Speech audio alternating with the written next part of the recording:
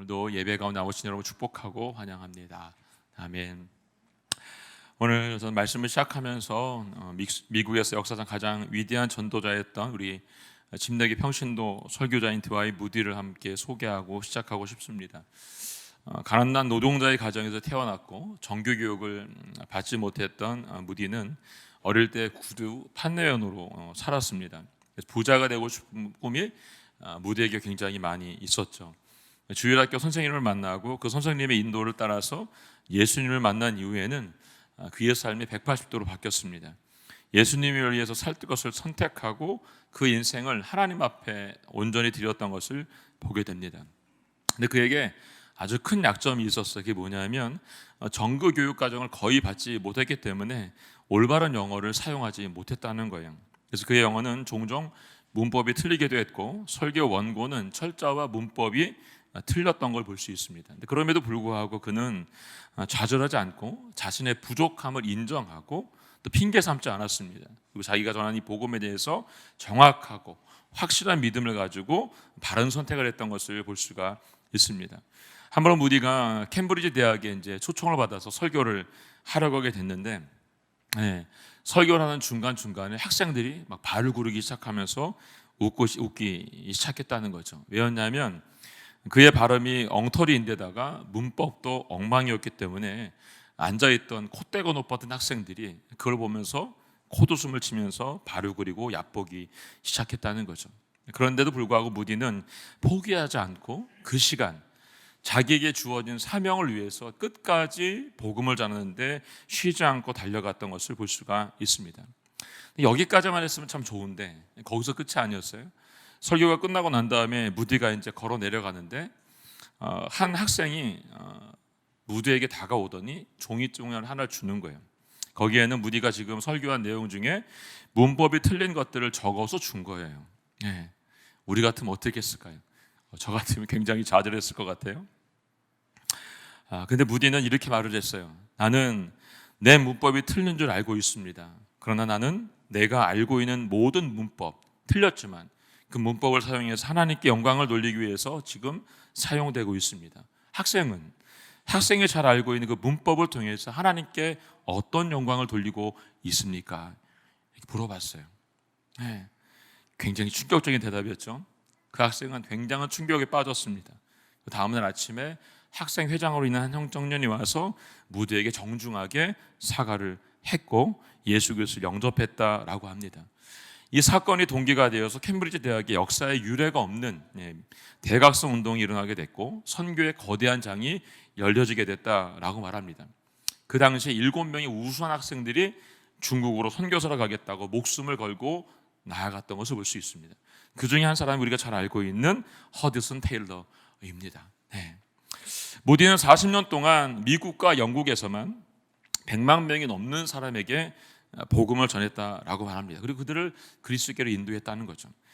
거듭난 이후에 복음을 전해야 된다는 선택을 한 이후부터 하루도 빼놓지 않고 하루라도 한 명이라도 복음을 전달하겠다는, 최소 한 명이라도 복음을 전하겠다라고 하는 그 사명감으로 결코 잠자리에 드는 것을 두려워하지 않았다는 거죠. 그래서 꼭 누구 한 명이라도 복음을 전하기를 애썼다라고 말합니다.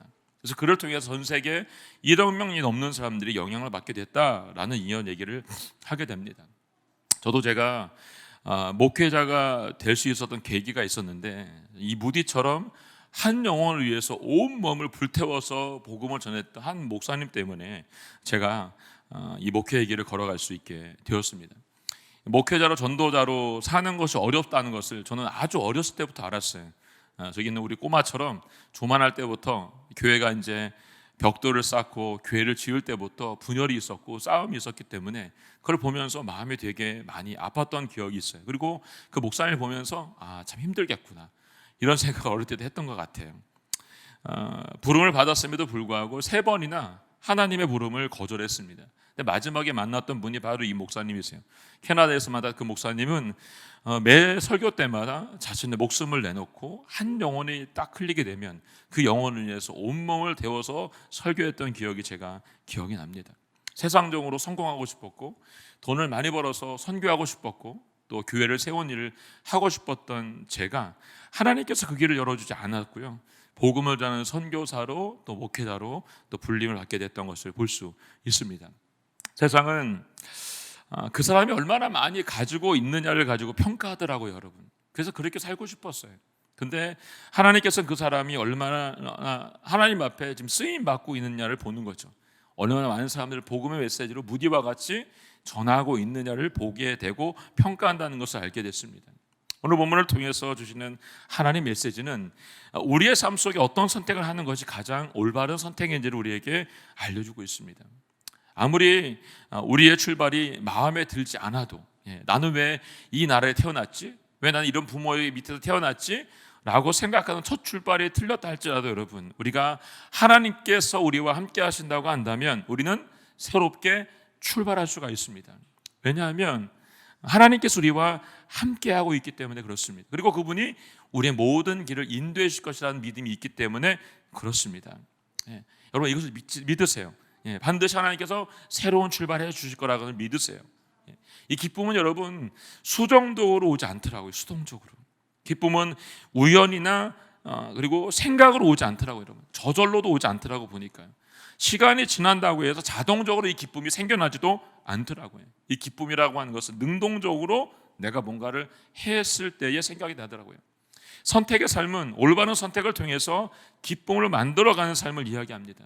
세상의 즐거움과 기쁨은 내가 혼자서 만들어가는 게 하지만 바울이 말하고 있는 이 기쁨이라고 하는 것은 내가 하나님과 함께 있을 때 생겨나는 것을 볼 수가 있습니다. 여러분도 그렇고 저도 그렇고 우리 모두는 하나님께서 함께하는 기쁨의 삶을 살아야 된다는 것을 얘기해주고 있습니다. 하나님과 함께 이 최고의 인생을 살아갈 수 있기를 주님의 이름으로 축원합니다. 근데 많은 사람들이 착각하고 있어요. 뭐냐면 이 최고의 삶을 누리기 위해서는 외적인 상황과 조건들을 잘 갖춰야지만 이 기쁨이 생겨난다라고 착각하고 살고 있다는 거죠. 우리가 생각하고 있는 것, 세상이 말하는 외적인 조건과 그 모든 것을 갖추었다고 우리가 행복할 수 있을까요? 그렇지 않죠, 여러분. 그런데 여전히 세상은 높은 곳으로 더 많은 것을 얻기 위해서 경쟁하는 사회 속에서 우리를 끌어들이고 있고 그렇게 살게 하고 있다는 것이죠. 지금의 이 시간이 지나고 나도 여러분 우리는 어떻게 합니까? 내일이면 더 좋아질 거야. 내일이면 더 좋아질 거라는 생각을 가지고 막연한 기대 가운데 살아가게 된다는 것입니다. 이런 기대는 우리도 많이 했죠. 지금 청소년들이나 아이들에게도 내일을 꿈꾸면서 그래 이만큼 될 거라고 하는 그런 기대만을 가지고 사는 거예요. 물론 그것이 틀렸다라고 말할 수는 없어요. 근데 그 기대감만을 가지고서는 오늘을 살 수가 없다는 거죠. 오늘 내가 최선을 다해 살지 못하게 되면 절대로 내일은 보장받을 수가 없다는 거예요, 여러분. 지금 우리에게 주어진 오늘, 지금 여기를 살아가기 위해 존재하고 있는 이것을 결코 잊지 말아야 된다는 것을 우리에게 알려주고 있습니다. 시편 기자는 시편 118편 24절 말씀에 이렇게 고백하고 있습니다. 함께 읽어볼까요? 시작. 이날은 여호와께서 지으신 날이니 이날에 우리가 즐거워하고 기뻐하자라고 말합니다. 이날, 오늘 여호와께 지어진 이날, 내게 주어진 오늘 하루, 이것을 내가 어떻게 즐거워하고 기뻐해야 되는지를 분명히 알려주고 있습니다. 우리는 꿈을 가지고 미래지향적인 사람으로 살아가야 되는 것이 맞습니다. 그러나 그것이 오늘을 희생하는 삶이 되어서는 안 된다는 것이죠. 꿈을 바라보고 미래를 바라보지만 오늘도 충분히 최선을 다해서 100%를 살아내야 되는 것이 맞습니다. 미래를 바라보지만 오늘을 100% 살지 못하면서 미래를 살 수가 없다는 거예요. 사람들은 내일을 위해서 오늘은 힘을 아끼자. 5%만, 10%만, 20%만, 오늘 반만 쓰자. 이렇게 말할 수가 없다는 거예요, 여러분. 내게 주어진 오늘을 최선을 다해서 100%를 살아야 내일도 100%를 살 수 있다는 것을 우리에게 알려주고 있어요. 근데 많은 경우 사람들은 이렇게 생각하지 않을 때도 있다는 거죠. 사도 바울은 지금 감옥에 있으면서 빌립보 교인들에게 이야기하고 있습니다. 10절 말씀입니다. 함께 읽어볼까요? 시작. 내가 주 안에서 크게 기뻐하는 것은 여러분이 나를 위해 생각하던 것이 이미 싹이 났기 때문입니다. 이에 대해 여러분이 관심은 있었지만 표현할 기회가 없었습니다. 아멘. 사도 바울은 누구보다도 주님을 위해서 열심히 살았습니다. 근데 그가 지금 감옥에 갇혀서 고난을 당하고 있는 것을 알 수 있습니다. 그런데 오늘 말씀을 보면 바울은 내가 주 안에서 크게 기뻐한다라고 이야기하고 있습니다. 그는 지금 현재 상황에서 만족하고 있는 걸 볼 수 있습니다. 예, 감옥에 갇혀 있는 그 현재 상황을 그는 만족하고 있어요. 왜 그는 감옥에 갇혀 있는 상황 가운데서 만족할 수 있을까요? 근데 여러분, 지금 감옥에 있지만 그 감옥에 있는 그 현실이 누구와 함께 이게 하고 있냐면 하나님과 함께 하고 있기 때문에 그렇다는 것입니다. 예.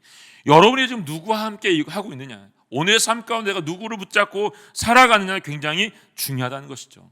이 말은 자신의 운명이 누구에게 손에 달려 있느냐, 이걸 알고 있다는 거예요. 바울은 감옥에 있지만 내 모든 운명과 내 삶의 주권자가 하나님께 있기 때문에 지금 나는 기뻐할 수 있는 거예요.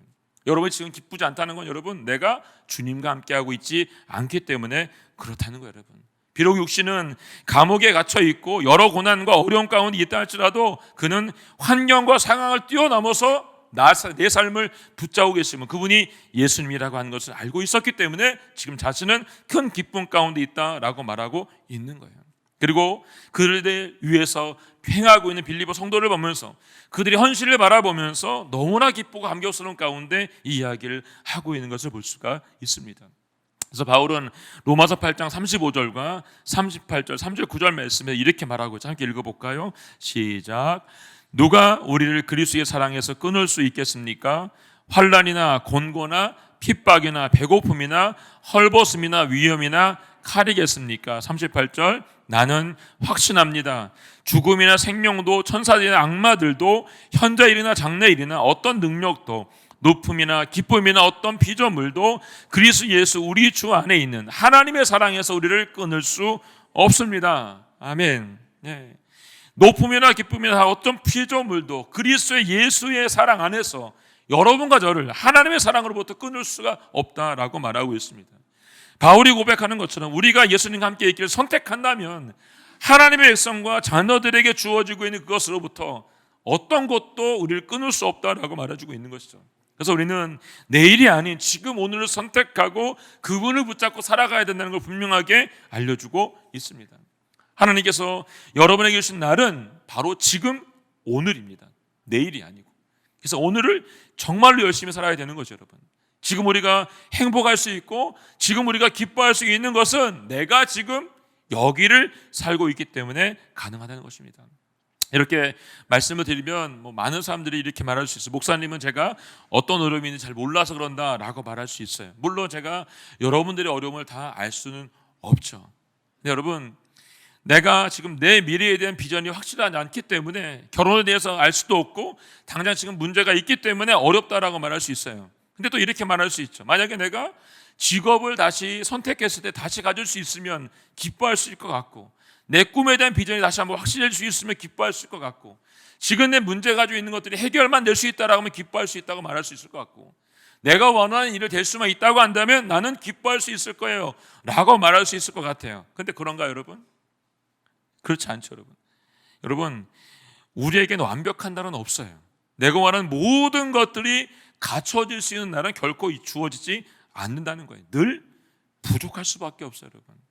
오늘 비록 부족하지만 내게 주어진 삶을 기뻐하지 못하면 우리는 결코 매일매일을 기뻐할 수 없어요.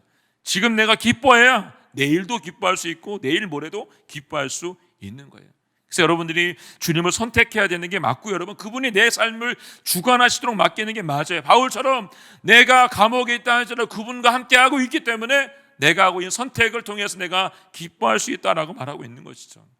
나의 삶 속에 아직도 이루어지지 않는 것들을 바라보고 불만하고 있다고 한다면, 불평하고 있다고 한다면, 만족하지 못하고 있다고 한다면 그 사람은 영원히 행복할 수 없고 기쁠 수 없다는 것입니다. 지금 내게 주어진 것에 최선을 다하고 기뻐하고 주님이 내 안에 주신 기쁨으로 살 수 있다고 한다면 우리는 영원히 기뻐할 수 있는 것이죠. 오늘 저는 여러분과 함께 올바른 선택의 삶을 살기 위해서 세 가지 정도를 함께 나누고 싶은데, 첫 번째 선택은 오늘의 감사라는 것입니다. 감사. 언제요, 여러분? 오늘의 감사하는 거예요. 감사는 주어진 조건에서 오는 게 아니고, 여러분 감사는 내 삶에 와 있는 환경을 보고 우리 마음속에서 만들어 나가는 제 해석에서 있는 걸 볼 수 있습니다. 감사는 소유의 크기에서 오는 것이 아니라 믿음과 생각의 크기에 따라서 만들어진다는 거예요, 여러분. 감사는 환경이 다 갖추어져 생기는 것이 아니고 내가 감사함으로 환경의 변화를 일으키게 된다는 거죠. 내가 감사하면 환경이 바뀌어지는 거예요. 내 감사를 선택하면 완벽하지 않지만 완벽한 상태로 바뀔 수 있다는 거예요. 여러분, 어디서부터 시작하는 거죠? 내가 감사할 때 생겨나게 된다는 거예요. 그렇다면 나의 삶 속에 완벽하지 않은 것은 어떤 것이 있을까요, 여러분? 네. 한번 여러분, 우리가 잘 모르죠? 옆에 한번 보세요. 옆에 분을 보니까 그분이 완벽하신가요? 네. 나 자신을 보면 어때요? 나 자신도 완벽하지 않아요, 여러분. 예. 완벽한 나, 완벽한 직장, 완벽한 아내, 완벽한 남편, 완벽한 아내, 예, 자녀, 일, 예, 생각만 해도 복잡해요, 여러분. 완벽한 건 없기 때문에 그래요, 여러분. 완벽한 성향을 모이고서 행복하다고 한다면 우리는 영원히 행복할 수 없을 거예요, 여러분. 그러나 진정한 감사는 그럼에도 불구하고 하는 것이죠. 그럼에도 불구하고 모든 것이 갖춰지지 않았음에도 불구하고 완벽하지 않은 나를 보면서, 예, 주변을 보면서도 내가 그럼에도 불구하고 감사를 선택할 수 있다고 한다면 나는 지금 내가 감사하다는 것을 우리에게 세상 가운데 선포할 수 있게 된다는 것입니다. 그걸 통해서 내 삶이 변화되고, 내 삶만 변화되는 것이 아니라 내 가정도, 내 주변도, 내 자녀도, 내 아내, 남편도 변화되기 시작한다는 것을 우리에게 알려주고 있습니다. 이때부터 감사하는 마음이 저절로 생겨나기 시작하게 된다는 것입니다. 어떻게 우리가 가지고 싶은 것을 다 가질 수 있을까요, 여러분? 어떻게 원하는 것 다 얻으며 살 수 있을까요, 여러분? 그건 여러분 다른 게 없어요, 여러분. 우리 안에 지금 감사를 하고 있느냐 하지 않고 있냐를 보면 알 수가 있게 된다는 거예요, 여러분. 근데 많은 경우 적은 것에도 감사하지 못하는 사람들이 우리 주변에 참 많이 있는 것들을 보게 됩니다.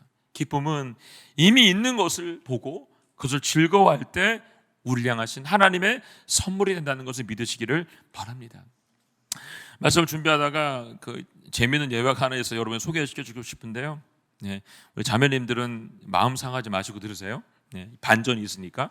네, 어느 남자분이 자신의 나오는 배, 50이 넘으니까 배가 나오더라고요. 배가 나오고, 네, 크게 웃으시는데, 네, 네, 남자들이 배가 나와요. 나오고, 네, 주름이 생기고 막 흰머리가 막 많아지기 시작하는 거죠. 중요한 건 이 남자들이 자기는 안 보고 앞에 있는 아내를 보는 거예요. 그래서 주름이 들고 이렇게 보면서 정말 옛날에 정말 미인이었는데 이뻤는데 막 이러면서 구박을 하기 시작하는 거죠. 예, 자기는 안 보면서. 예. 그런데 이 사람이 이제 기도를 한 거예요. 하나님 앞에. 하나님, 정말 20년 젊은 여자와 살고 싶어요. 이렇게 기도를 했나 봐요. 너무 간절히 기도하니까 하나님 응답을 해줬어요. 어떻게 했을까요, 여러분? 하나님 응답을 해줬는데 이렇게 응답을 해줬어요. 하나님께서 남자가 20년을 더 늙게 만들어준 거죠. 네, 하나님 정말 멋지신 분이세요. 박수를 치시잖아요. 와, 할렐루야. 젊은 여자가 살고 싶다니까 20년 늙게 해버린 거예요. 하나님 대단한 분이세요, 여러분. 네. 감사는 없는 것을 채워줄 때 나오는 게 아니고 여러분, 없는데도 불구하고 나와야 되는 거예요, 여러분. 그런데 믿음이 없으면 감사가 안 나오더라고 보니까요. 믿음이 있어야 감사할 수 있습니다. 믿음이 채워져야 감사가 나오는 거죠. 이렇게 되면 바울과 같이 아무것도 없어도, 감옥에 갇혀서 매를 맞고 있어도, 닭이 동족이 죽이겠다고 떼를 쓰고 소리를 지르고 있어도 하나님과 함께하고 있기 때문에 그럼에도 불구하고 감사가 나올 수 있는 거죠. 두 번째 선택은 여러분, 오늘에 만족하며 사는 거. 오늘의 만족. 오늘 하루를 사셨는데 여러분 만족하셨어요? 아멘. 네, 고개를 끄덕이는 일 많으시네요. 네, 너무 감사합니다. 만족은 어디서 올까요, 여러분? 안정된 환경이나 여건 속에서 올까요? 아니죠, 여러분. 만족은 환경과 상관이 없어요. 그것은 믿음이 주는 내적인 힘으로부터 오는 능력인 걸 볼 수 있습니다. 많은 사람들이 만족을 위해서 더 많이 가지려고 노력을 해요, 여러분. 돈을 좀 더 벌면 좀 더 만족할 수 있을 거라고 생각하죠, 여러분. 근데 만족이 되나요, 여러분? 그렇지 않죠, 여러분. 조금만 더 하고 모으죠, 여러분. 제가 보니까 조금만 더 모으다가 여러분 써보지도 못하고 죽더라고 보니까요. 이게 인간에게 얼마나 어리석어요, 여러분. 예. 미혼인 사람들은 여러분 애인이 생기면 좋다고 생각하더라고 보니까요. 애인이 생기면 만족이 될까? 아니죠, 여러분. 결혼하고 싶어 하죠. 결혼하면 또 그걸 만족할까? 아니죠, 여러분. 뭔가 2%가 부족해 늘. 예, 우리 인생은. 그래서 아이를 낳으면 괜찮아질까 생각하는데 아이를 낳아도 괜찮아지지 않아요. 학교 가면 괜찮아질까? 얘가 직장 가면 괜찮아질까? 결혼하면 괜찮아질까? 막 계속 하죠, 여러분. 근데 결국 아무리 가도 만족이 안 되더라고 보니까 여러분. 안타깝게도 이 모든 것들이 자기가 원하는 대로 된다 할지라도 결코 만족을 느낄 수가 없다는 게 문제예요, 여러분. 만족은 밖에서 들어오는 게 아니고 여러분, 내 안에서 솟아나야 되기 때문에 그래요. 만족은 그래서 배우는 거예요. 운동을 하는 것처럼, 수영을 하는 것처럼, 달리기를 하는 것처럼 여러분, 우리는 이 만족을 배워야 된다는 거예요, 여러분. 사도 바울은 오늘 본문을 통해서 우리에게 이렇게 말하고 있죠. 11절 12절 말씀 함께 읽겠습니다. 11절 12절 말씀 시작. 내가 궁핍함으로 이런 말을 하는 것이 아닙니다. 나는 어떤 처지에 있든지 자족하는 법을 배웠습니다. 나는 궁핍에 처할 줄도 알고 풍부에 처할 줄도 압니다. 나는 배부르든 배고프든 풍족하든 궁핍하든 모든 형편에 처하는 비결을 배웠습니다. 아멘. 네. 나는 어떤 경우로도 이 자족을 배웠대요, 여러분. 궁핍할 처할 때도 풍부할 때도 배부르고 배고플 때도 궁핍하고 모든 형편이 어려울 때도 내가 이것을 배웠다. 비결을 배웠다라고 말하고 있습니다. 그는 이 모든 어려운 상황 가운데서 배웠다는 얘기를 쓰고 있어요. 여러분이 만족하는 사람인지 아닌지를 우리가 어떻게 알 수 있을까요, 여러분? 방법은 여러분의 삶에 웃음이 있는가 없는가를 체크해보면 알 수 있어요. 오늘 우리 여러분 많이 웃으셨어요? 그래도 여러분들은 만족하며 사신 거예요, 여러분. 웃음이 없는 사람들, 이런 사람들은 만족을 하지 못하고 있는 거죠. 그래서 사람들은 대리 만족을 위해서 TV를 보거나 드라마를 보거나 영화를 보면서 대신 만족하고 웃으려고 하는 것들을 볼 수 있습니다. 여호와께서 나의 목자가 되시기 때문에, 이걸 믿기 때문에 내게 부족함이 없다라고 하는 것을 믿고 만족하는 거죠. 그러면 우리가 웃을 수 있는 겁니다. 나의 만족은 밖에서 들어오는 것이 아니고 속에서 나오는 것이기 때문에 그렇습니다. 여건이 안 되고 돈이 좀 모자라도 건강이 좀 안 좋아도 항상 얻을 수 있는 여유와 인생들, 그것은 여러분 내 안에서부터 나올 때 가능하다는 것을 말해주고 있습니다. 이런 사람만이 세상의 소금과 빛처럼 하나님의 축복의 통로로 사용할 수 있는 인생이 된다는 것을 우리에게 분명하게 알려주고 있는 것이죠. 세 번째 선택해야 되는 건 뭐냐면 열정을 쏟아 부어야 된다는 것입니다. 열정을 쏟아붓는 것. 열정 있는 인생은 최선을 다한 인생을 되기 때문에 그 선택을 바르게 한다는 것입니다.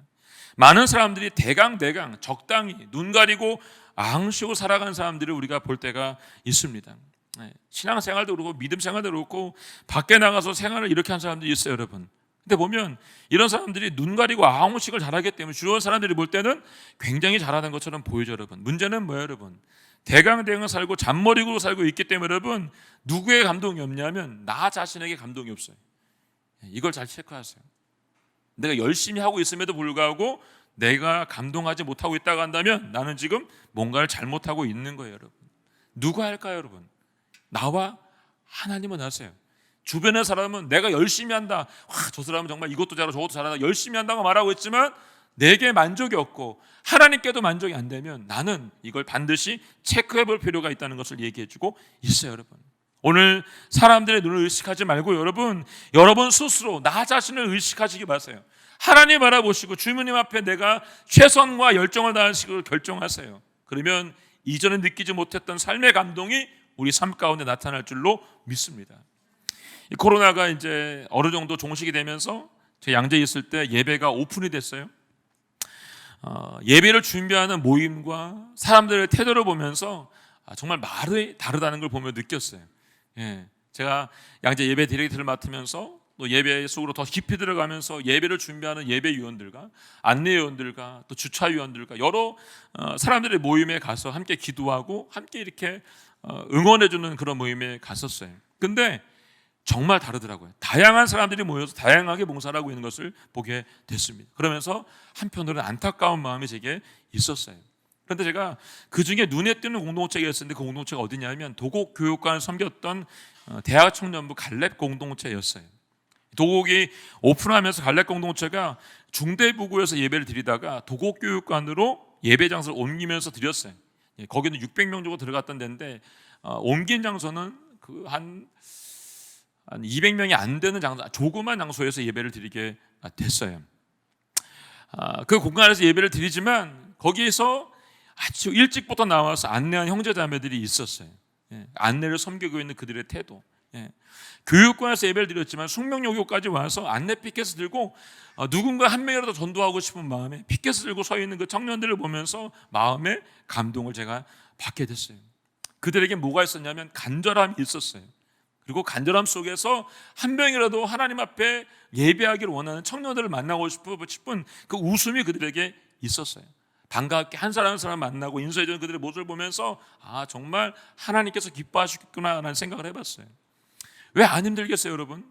아침부터 일찍 와서 그 일을 섬겨야 되는데, 그 사람들이 드리는 예배는 오후 늦게 있는 예배인데 그 예배 전에 그것을 위해서 핏갻을 들고 준비하고 있는 거예요.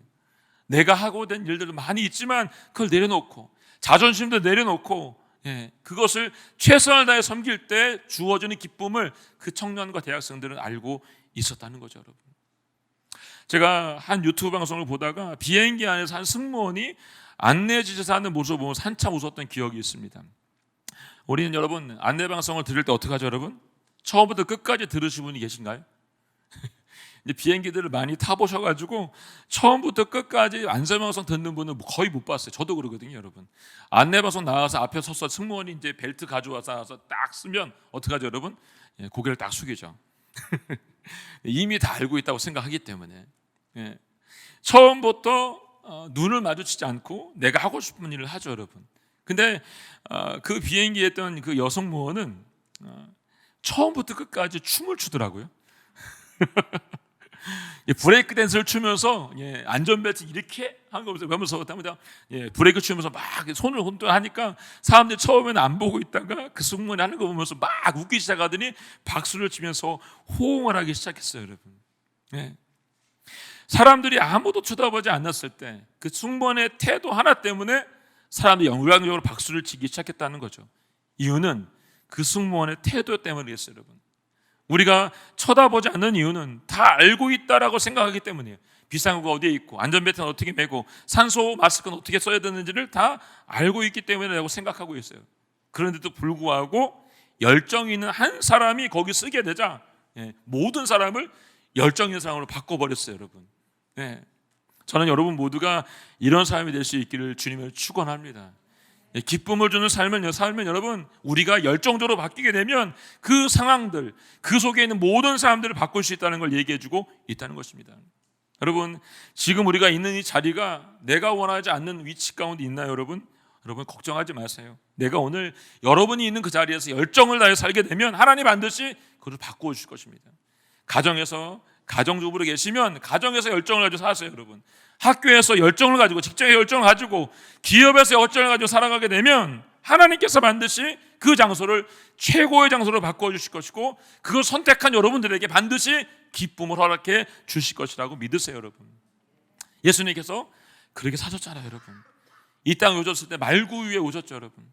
아까 우리 집사님이 기도하신 것처럼 이 화려한 조명 속에 오신 것이 아니라 말구 말밥통에 아무도 거기서 태어날지라고 생각하지 않는 그 통에서 예수님이 태어나신 거죠, 여러분. 왕으로 오신 게 아니고 여러분 가장 낮고 천한 장소에 오셔서 전도하기 시작하신 거예요. 왕들을 전도하고 높은 자들 전도했으면 조금 더 세상이 빨리 변화될 수 있을 거라고 생각하죠, 여러분. 그렇지 않아요, 여러분. 예수님은 그럼에도 불구하고 이 땅에 여러분과 저를 위해서 세리와 과부와 창녀들과 고아들을 위해서 이 땅에 오셨다고 하는 것을 우리에게 알려주고 있습니다. 예수님의 33년, 3년의 공생애를 보게 되면 열정 없이 사신 적이 한 번도 없습니다, 여러분. 밤을 태워가시면서 밤새도록 기도하시면서 새벽을 깨어가시면서 그 열정을 불태웠던 것을 볼 수가 있습니다. 그런 열정을 태웠기 때문에 여러분 태풍이 몰아치는 바다 속에서 코골며 주무셨잖아요. 드르릉드르릉. 제자들이 죽게 생겼다고 난리를 필 때도 주무셨어요, 여러분. 그 열정이 있기 때문에 그런 거예요, 여러분. 열정이 있기 때문에. 제가 그 이전에는 제가 서빙고 있을 때는 이렇게 그 어디를 가면 항상 목사님들이 항상 봉고를 타고 이동을 같이 하게 되면 운전하는 목사님 빼고 나머지는 다 잤어요. 봉고만 때마다 다 고개가 넘어져서 다 잤던 제 옛날 기억이 제가 있어요. 다들 그 사역에 지치고 힘들어서 운전하시는 목사님 혼자 빼고 나머지는 다 잤던 기억. 좀 하나님께서 우리에게 주신 열정을 가지고 살게 되면 반드시 우리의 열정을 사용하시게 된다는 걸 우리에게 분명하게 알려주고 있는 것이죠. 십자가에 돌아가신 그 순간에도 주님은 열정을 다 쏟아 부으신 거죠, 여러분. 그리고 기뻐하셨던 것을 볼 수 있습니다. 마지막 13절 말씀에 바울은 이렇게 말하고 있죠. 함께 읽어볼까요? 시작. 내게 능력 주시는 분 안에서 내가 모든 일을 감당할 수 있습니다. 아멘. 디모데전서 1장 12절 말씀에도 바울이 이렇게 말합니다. 함께 읽어볼까요? 시작. 내게 능력을 주신 그리스도 예수 우리 주께 감사드린다. 이는 주께서 나를 믿고 내게 직분을 맡겨 주셨기 때문이다. 아멘. 내게 능력을 주신 분이 누구세요? 예수 그리스도라고 말하고 있습니다. 바울은 예수님께서 어떤 환경 속에서 승리할 수 있는 능력을 주신 분이라는 걸 믿었어요. 그리고 이것을 그의 철저한 신앙 고백으로 가지고 살았던 것을 볼 수가 있습니다. 여러분에게도 이 신앙 고백이 있기를 원합니다. 내게 능력 주시는 그리스도 예수께 감사를 드립니다. 주께서 나를 믿고 내게 맡겨준 직분 때문에 나는 지금도 여기 설 수 있습니다라는 감사의 기목이 여러분 모두 가운데 있기를 원합니다. 찬성도 여러분, 나를 일으킬 수 있는 올바른 선택을 하기를 원하신다면 여러분 능력 주신 예수님을 꼭 붙들고 믿으시길 바랍니다. 그리고 매일 내게 주어진 오늘 하루를 감사하시길 바랍니다. 오늘 내게 만족을 주신 것들에 대해 감사하시길 바랍니다. 주어진 오늘의 열정을 다 쏟아붓기를 주님의 이름으로 선포합니다. 하나님은 무디도 바울도 그들이 가지고 있는 그 작은 것을 사용해서 쓰였던 걸 볼 수가 있습니다. 왜냐하면 그들은 전적으로 주님 앞에 헌신했기 때문에 그렇습니다. 그들의 부족함까지도 하나님께서 쓰셨어요. 네. 문법이 틀린 걸 쓰셨고 여러분 바울의 병을 통해서도 쓰셨습니다. 여러분 우리의 약함은 뭘까 여러분? 그 약함조차도 주님께서 쓰실 것이고 하나님께 영광을 돌리게 하실 겁니다. 오늘 하나님께서 우리의 헌신을 기다리고 계십니다. 혹시 내게 있는 부족함 때문에 좌절하거나 실망한 분이 계시다고 한다면 걱정하지 마세요. 혹시 내게 없는 것 때문에 나는 할 수 없다라고 포기하는 분이 계세요? 그것도 걱정하지 마세요. 무디를 사용하시고 바울을 사용해서 큰 영광을 받으신 하나님께서는 오늘 바른 선택을 할 수만 있다고 한다면 주님과 함께 선택을 결정한 여러분이 있다고 한다면 주님 오늘도 여러분을 통해서 그 영광을 받으실 것이라고 저는 믿습니다. 내게 능력 주시는 분 그분을 믿으세요. 그분이 모든 것들을 감당할 수 있도록 도와주실 것입니다. 이 바른 선택을 할 수 있기를 예수님의 이름으로 축원합니다. 아멘.